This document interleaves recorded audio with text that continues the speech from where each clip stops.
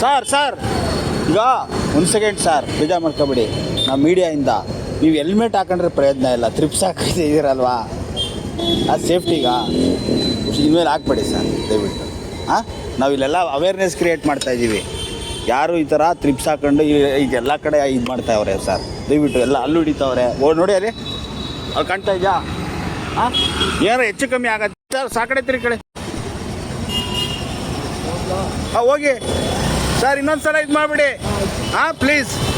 Okay madam, thank you sir. Police helmet please, wear helmet sir, helmet. ಹಾಂ